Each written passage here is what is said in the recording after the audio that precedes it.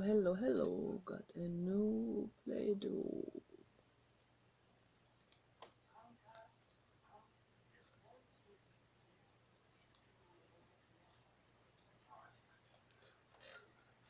It's a beautiful yellow. Wonderful. It smells really, really good. Listening to Jiddu Krishnamurti talking to David Bohm, as always. And as always, my mind is going a million miles per hour.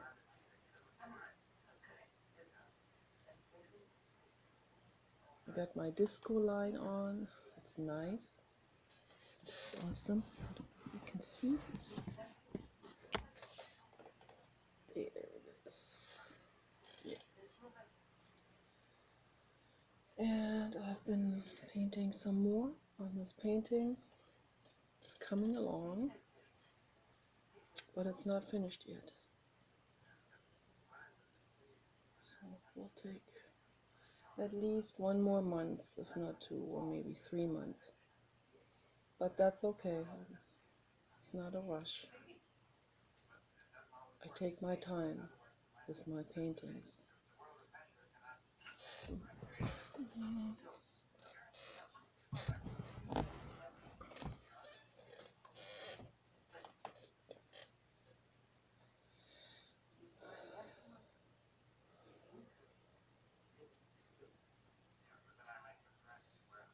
Going into a chat room, for me, is exactly the same as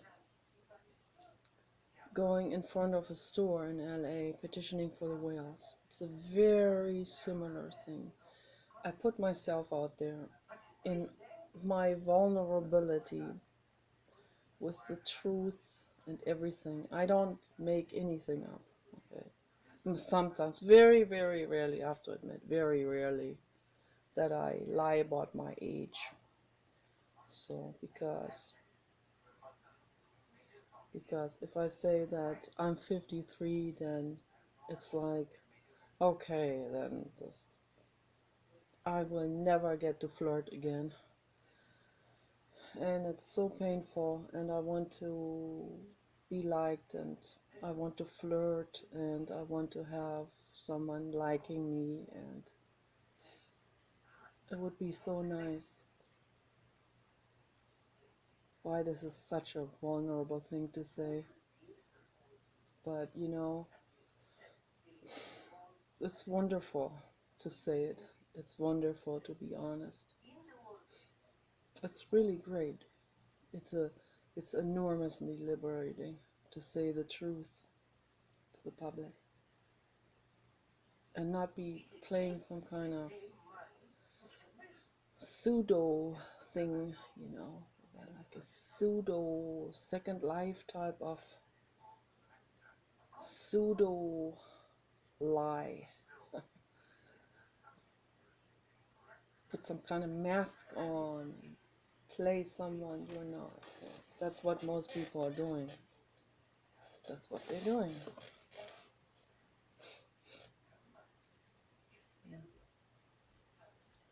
They play someone they're not. A lot of old ladies that are they pull up a photo from the 70s. Yes.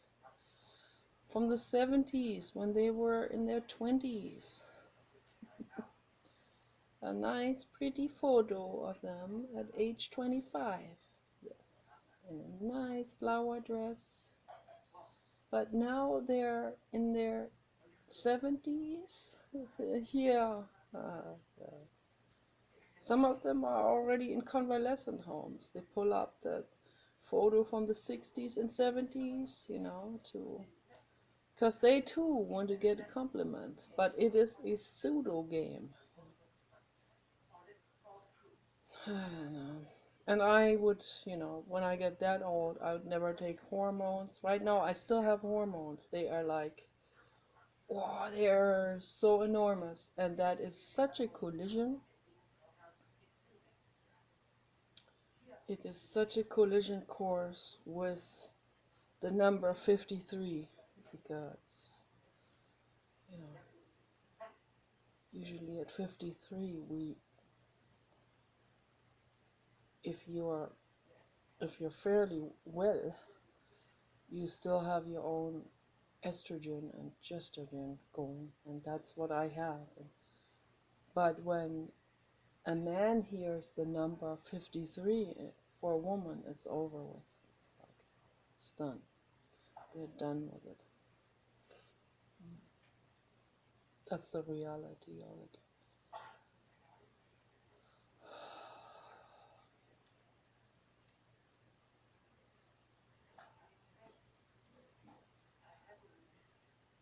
Very painful, all of this. Very painful. Very painful.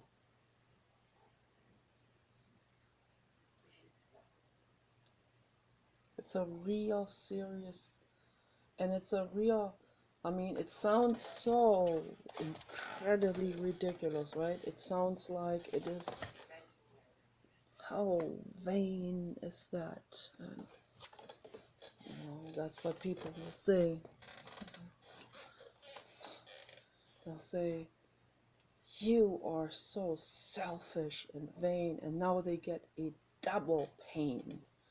Not only have they dared to say the truth about themselves, but now they get punished for it on top of it. You vain motherfucker, they will hear from other people. And my heart goes out to them, really. I feel you, you know, I feel your sorrow. I know where this is going. I feel it.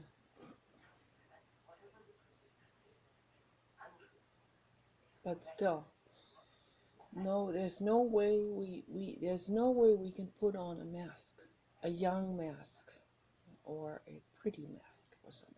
No way. Pretty mask. Yeah, put some Play-Doh on my bags. No, you don't see them anymore. No, it doesn't work that way. It doesn't work that way. No. But my heart goes out for you. I feel you. I know the pain. I know how that feels. But, and that's why I see people, I see it on the internet all the time. Okay. Some of them talk to me. They're in despair. Many of them are suicidal. And many of them commit suicide.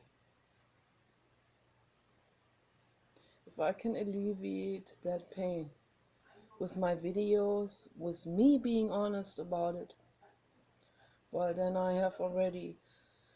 have done something right. Because I know we're all in this together.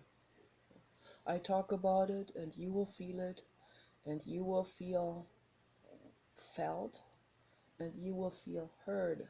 Not hurt. Not the usual hurt. Feeling hurt is what we always do. Because no one hears you. We're not heard. But I hear you. I would never hurt you. Never. If you're a hater calling me tranny, I would never hurt you. I would never hurt you back. That's not my style. I don't bully anyone. Because it doesn't go, and it's not going to go anywhere. Hurting someone back, it's not going to make the world better. It's just going to keep on boomeranging and ping-pong balling back and forth. It's going to aggravate the situation. That's all it does. It's going to cause war. more pain, more hurt, because the people who bully people are hurting already. They're in tremendous pain. They're in a pressure cooker because they can't allow themselves to have anyone see their vulnerability. That's also why they're mean. Because acting mean is like, it makes them feel like they're not vulnerable, but it's just an illusion. Yeah? That's not the truth. I would never hurt anyone. Because I know you're all suffering, okay, all of you. But I tell you the truth. I tell you, yes, it burns like fire to be called tranny.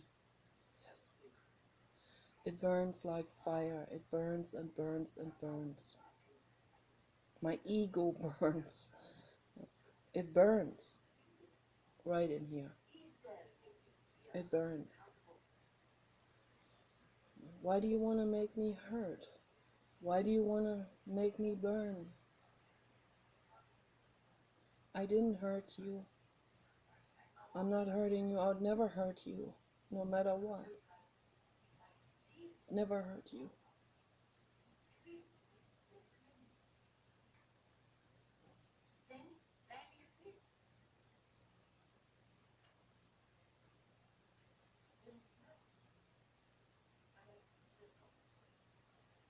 I'm the one complimenting people. I'm the one out there trying to encourage people.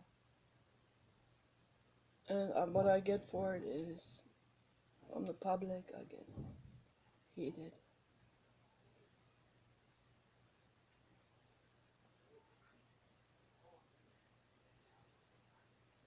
They said such incredibly awful things to me that I do not even want to repeat.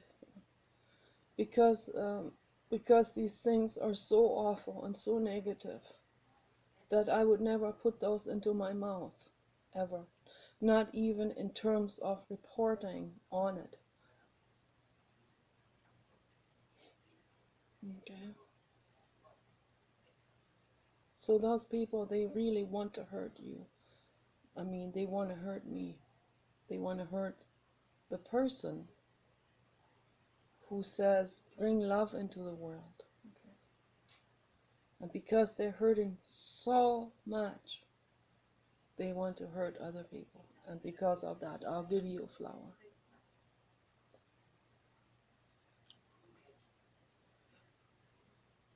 This is the flower of true love. Not romantic, not sexual. This flower doesn't want anything from anyone. It just wants to give a hug, kindness. And it wants to say, I see you. I see you suffering out there. I see all of you, every one of you beings out there. You are suffering. You're suffering. You're in a pressure cooker. The fear of the fear of the fear, which causes hate and anger and violence. Eruption of violence. They want to hurt because they're hurting so much. They'll see someone say something, they see someone being free, then they see someone not being in the pressure cooker, and they get very, very violent and angry. They see someone not playing the game, social game, and they get very, very angry.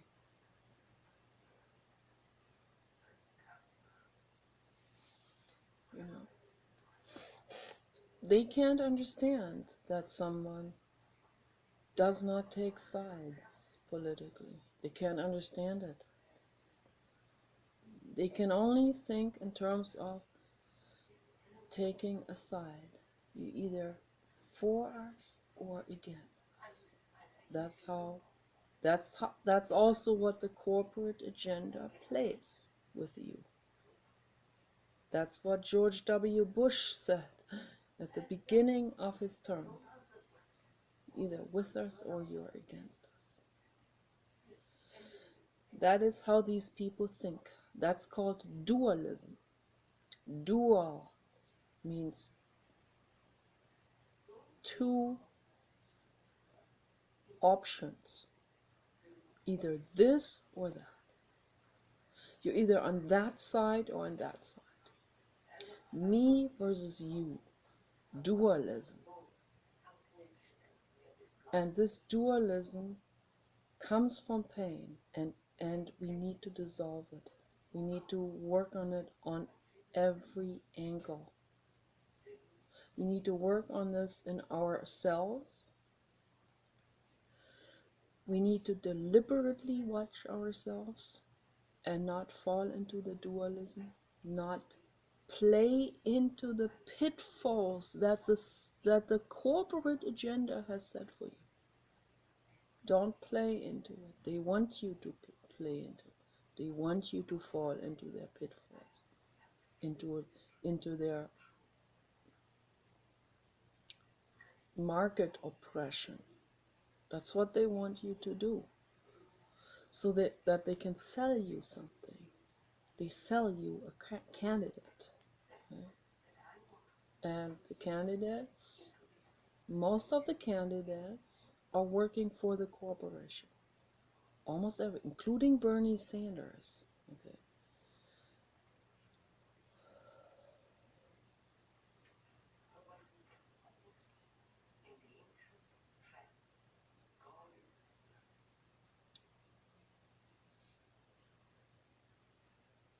And if you make it up that ladder, like the Clintons, Al Gore, Donald Trump, if you make it up that ladder on your own, the other ones have not made it on their own. The other ones were put in as a strategic means from the side of the corporate agenda.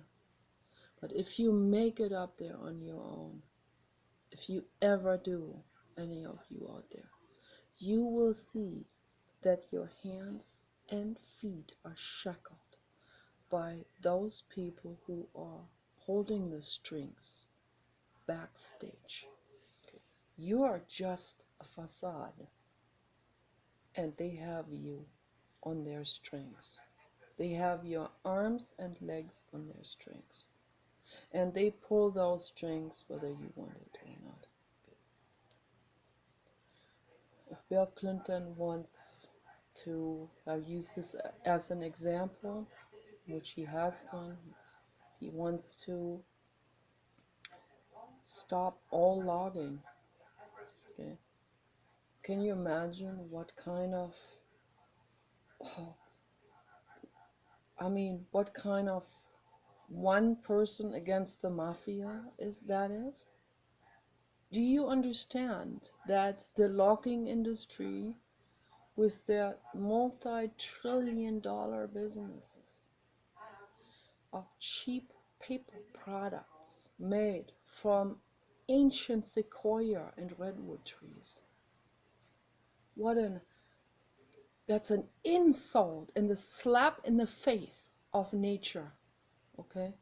Can you imagine what someone like this is going up against? David against the Goliath. That's what Bill Clinton was. He was the David going up against the corporate Goliath that is running things. They have their hands and feet completely in the door of government, of the U.S. government, and also worldwide. It's a global agenda, of course. They want to hold the entire globe in their hands.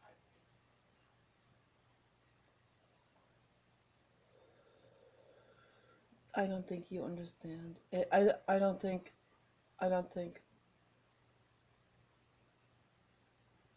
there are very many people. I don't think so. I think there's 0.1% of people worldwide who get an idea on how this works. and everyone else is not informed, of course. And where does the information, where would that information come from? That's not going to be delivered to you on a golden platter. Okay, the truth is not delivered to you. Okay, talk radio is a propaganda means of the corporate agenda, and so is the church. Okay, you better believe it. So is all religion, all religions, including Buddhism as a religion. Buddhists are catering to the corporate agenda. Yes. Even though they think they don't, and even though they don't want to, but then, it gets them in a roundabout way. It gets them with a little tweaking here and tweaking there, and a little bit, oh, well, you know how that works, the little kickbacks here and there, the little benefits here and there, if you do this for us, we'll help you up a little bit in your prestige. And that's how they work. That's how this is working. This is how it's functioning. It's a dirty business. Dirty, dirty, dirty. Sick and unwell and unwhole.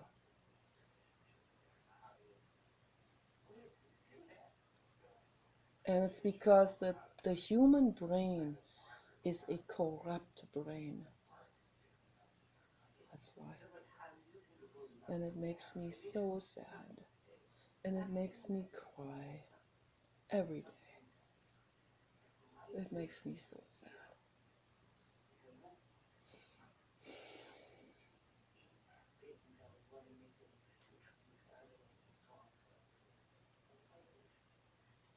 So what do we do about it? How do we solve this? How do you solve this? By drinking alcohol? Taking drugs? Taking ayahuasca? Is that your response to things going backwards? Well, if you do this, you're going to get a backwards unsolution. Okay? That's my guarantee. Because if you don't have a plan, which you don't, if you take substances, you don't have a plan at all. That's not a plan. That's an unplan. And if you don't have a plan, someone else will have a plan for you. Okay. And someone else will plan you. And they sure do. And that's why the corporate agenda wants you to be on substances. They want you to take all of this shit and drink your whiskey away and dumb yourself down and become unsharp, unclear. That's what they want. They want that. They want us to be muted and shamed. If there is a man activist out there saying, any man out there doing activism, he will be shamed. He will be slandered, and they will do everything they can to psychologically shame him. They will. And their favorite thing is to gay shame him. Whether he's gay or not, he's going to be labeled gay, or he's going to be labeled, I don't know, something that would just hurt, something that would go against his own image and sexuality, usually. And if the person is gay, then it's just another gay shaming, being shamed some more for that what he is, which is not his fault. Okay? And if it's a woman activist, as in my case, a straight woman, if I am talking for truth, and if I talk intelligently, I will be shamed. They will shame me. They try to shame me into the ground. They'll call me tranny. They think they can shut me up that way. It hurts and I will cry, but it will not shut me up. I'm so sorry, but it will not shut me up. Nothing can shut me up. Nothing. You know why?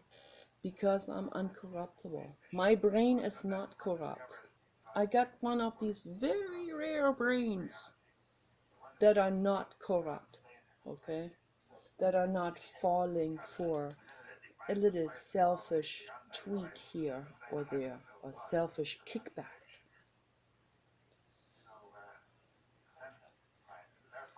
I'm not playing the helpless girly. I never did. And then they think you must be a tomboy, or you must be a man, you must have a penis. Yes. Someone who's smart cannot be a woman, right? Oh, it's like, how freaking sexist is that? I mean, this is so incredibly, it's so pathetic. It's pathetic. It's pathetic for me to see people in chat rooms. Pathetic scumbags. Your reactions and your shaming speaks volumes about you, who you are. It speaks volumes about your corrupt brain. I know there's pain behind it, yeah. But we have another option to deal with that pain by going inwardly and by meditating on it and by leaving other people the heck alone. Leave other people alone. Let me be ugly, okay? It's not your business. My ugliness is not your freaking business. That's my business. I already suffer from it. You don't need to rub it in any further, okay? I hope I get that really clear now. I hope I got that really clear.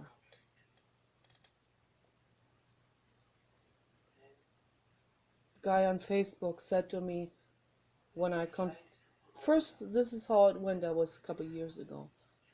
I was in a philosophy group. I like to talk to people about philosophy. There were these two guys talking to this one guy from Australia, and he was mean as hell to me. You know, I should have already not talked to him, because what good does it even do? No, from New Zealand, a real stuck-up cunt. So he was just frickin' mean as hell. What a jerk! I mean, like a real. There are some real assholes in New Zealand. It's amazing. They think they're somehow elite, and they're just stupid as, you know, as it gets.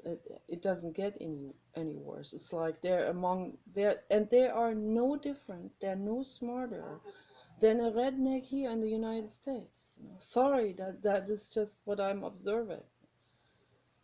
They just happen to be more kind of more European, and they are brainwashed also they're brainwashed by other things. You know, they can't think for themselves ever. They're just priding themselves constantly. It's always about pride. And they think they're understated, which is another pride. It's just pride over pride over pride that nips itself in the butt, and they don't notice that it does, because they're so unconscious. It's so incredibly annoying. So I was talking to this guy about responsibility. We have responsibility. Each person has responsibility, but they don't want to take responsibility, so they get mad at me, okay? And then this other guy comes from Texas with a cowboy hat, a real self-pleasing 60-something-year-old. So he comes into the conversation and he talks to that other guy and refers to me as he, because he thinks that gets it even with. I call her he. No, I really got one over her, you know. So that's how they think. So then I didn't pay any attention to this, and that bothered him. So what? She doesn't even care? Well, I gotta take it a notch further. I gotta I gotta ask her whether she's a man. So, and then so at some point I got really depressed, and I said, I guess I'm gonna leave this conversation. It's just too depressing. And then the guy with the cowboy hat suddenly sends me a teddy bear and some hearts. And from that I could tell, oh, that guy, I think he has something else up his sleeve, you know. That guy was sexually interested. Oops, he calls me a man, but is a real super mean. He wants to break my neck, yes, but he wants to do me too at the same time. That's some kind of freaking contradiction, isn't it? Sorry, but I need to let this out. It's my primal therapy tonight. I'm gonna call this primal therapy. So then I said to him, what do you want from me? I thought you you think I look like a guy. And then the other guy acts like I'm he also acts like I'm a guy, and he says like, yeah, some people have life dealt hard at them, or something like that. And they were both like real super mean. The guy from New Zealand was just a total bitch, and that the guy with the cowboy hat was just a slimy backstabbing self-pleaser. That's what it was. And then later on I saw he had another page which was known to his wife, and there was his wife even in that conversation. And suddenly he acted like he didn't know me at all. Okay, so then I couldn't help myself. The next day he kept on coming at me with hearts and kisses and all of this. So I said to him, look, if you like a woman, it would be a good idea not to call her he or tranny. Yes, this is just some real rational sense kind of advice. Yes. And then he says, I gotta be able to defend myself. Defend yourself by bullying someone, by shaming someone. That's what you think is defending yourself. And I see this all over the place all the time. Everywhere I go on the internet, I see that very same behavior.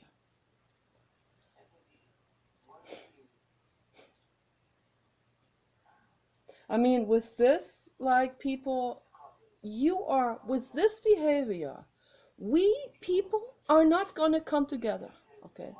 In any sense.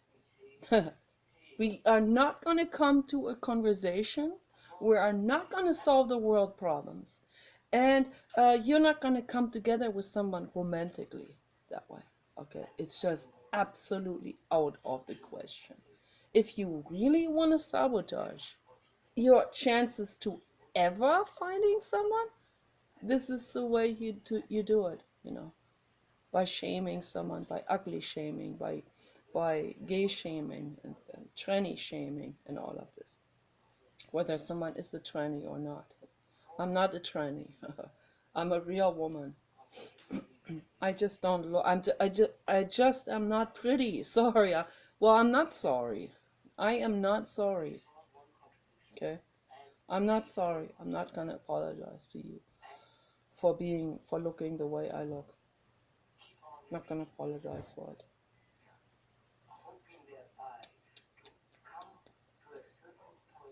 I love myself the way I am. I have an inner child inside of me too that is very sad and very lonely, and that feels very hurt and very bullied and very rejected. But it will never shut me up. The activist is never going to be shut up. Never. Because the activist is a bear mother who cares. And that's why I speak out. That's why I educate people in chat rooms on the issues.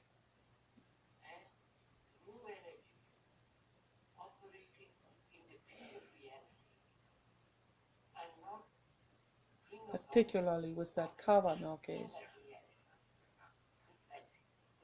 If I leaned back and if I didn't even do the very least that I can do as one ant of activism out there, then how can I expect anyone else to do activism? Go out there and say no on Kavanaugh. Go out there. Tell people. Talk about it. Speak out.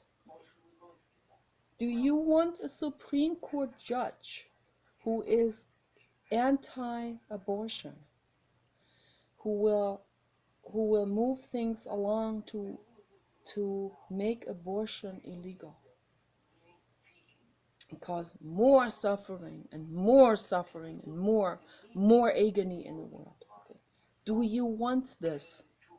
And if you don't, then do something if you live here in the United States or anywhere in the world. I mean, we can, now that we are together on the internet, you can speak out. It's not just about a voting right or something. You speak out as an activist. This is real political work. You don't have to be a senator to do political work. You can be anyone, anywhere, and you can speak out. You can do some activism on the internet. You don't even need to leave your house. You can even do it anonymously, okay? Whatever way, but do it. Do the activism. Educate the public. I am not anonymous, and I deliberately don't want to be anonymous, because I think it is very important that we do show our faces, that we show that we are real people. We're not just someone with a mask on, someone who's hiding. I'm not hiding anything. I have nothing to hide. I don't have corpses in the cellar. I've made mistakes in my life. But I apologize for hurting someone's feelings and for having made mistakes and wrong choices in the past. I apologize to those all the time. We all have made mistakes, almost all of us. Hurt someone, usually without meaning to, or out of our own hurt or something. So I apologize for that every day. And we need to forgive ourselves. Suma Qinghai talks about this also very much. She says, come clean with your past. Come clean with it, Say, I'm sorry. Forgive yourself. As Kristen Neff said. Forgive yourself and say, I didn't know better. I was ignorant. And Suma Qinghai said, but you know better now. So don't repeat your mistakes. Don't keep repeating your mistakes. It's very important.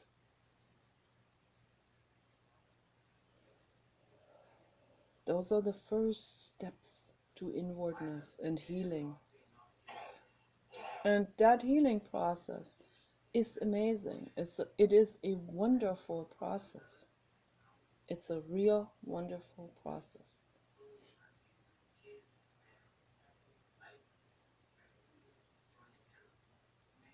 It's luxury. I call it luxury to come clean mentally.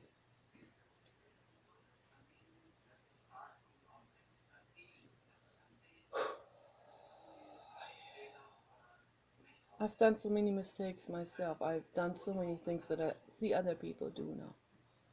So I can tell you there's danger lurking in that. Don't go that route. Don't kid yourselves on anything. Don't kid yourselves. Don't, you know, if you're an old woman like 70 or 80,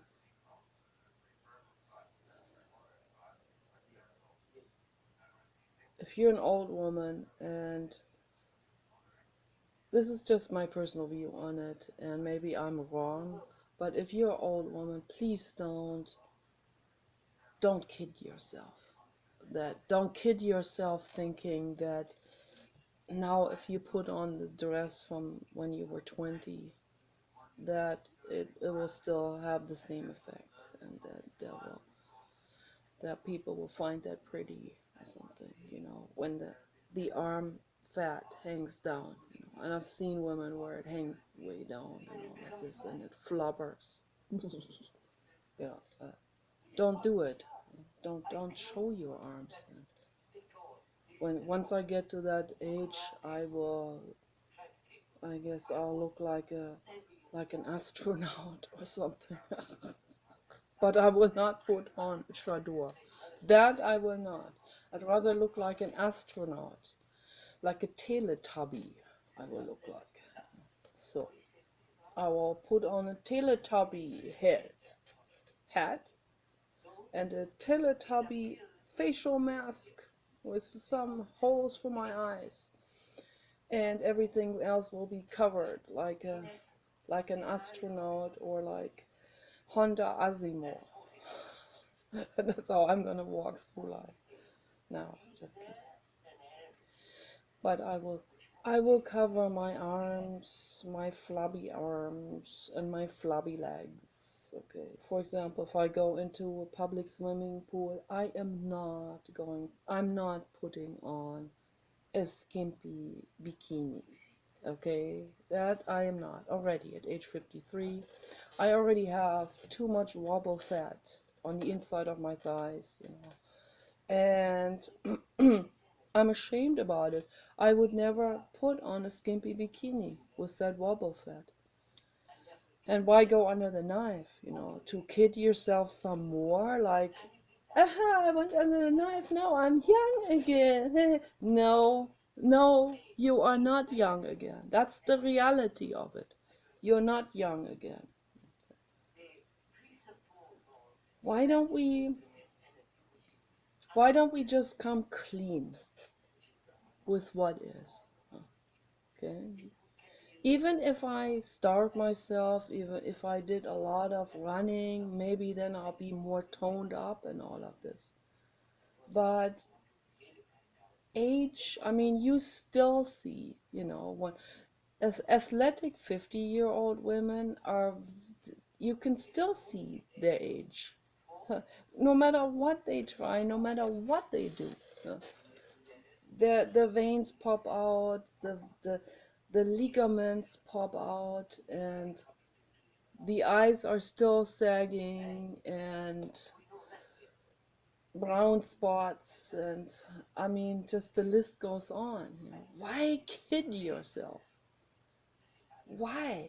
Why torture yourself to think that you look pretty again? Why not? Why can't we embrace that what is? Why don't we embrace it instead of playing some kind of I am still pretty? No, I'm not. By the way, I never was, but now I certainly am not. Okay. And why don't we just embrace it? You know, why don't we just embrace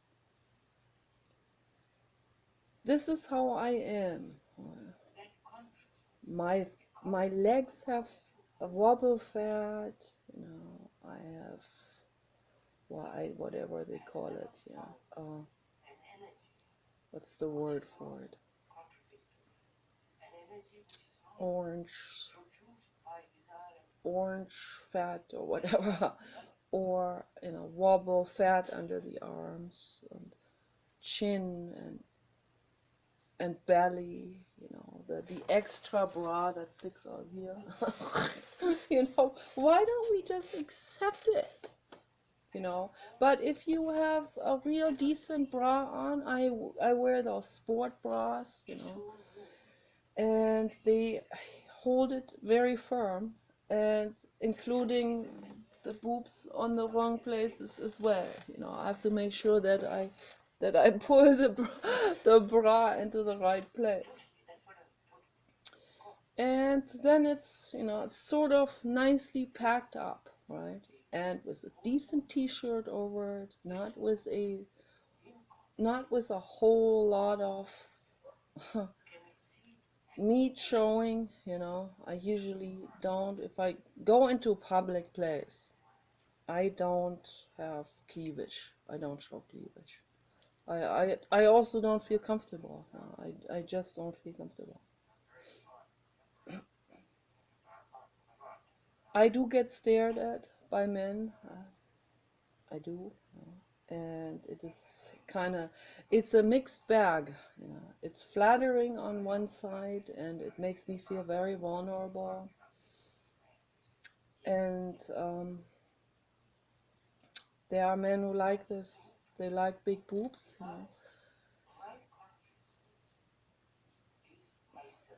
But I also know that I am not young.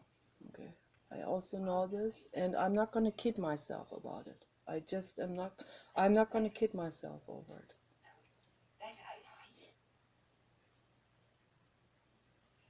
It's a mixed bag. It really is. It's a mixed.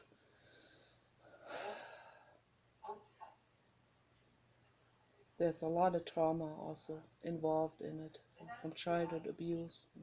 On one hand, yeah, we want to be adored. We want to be sexually liked. We do. Okay?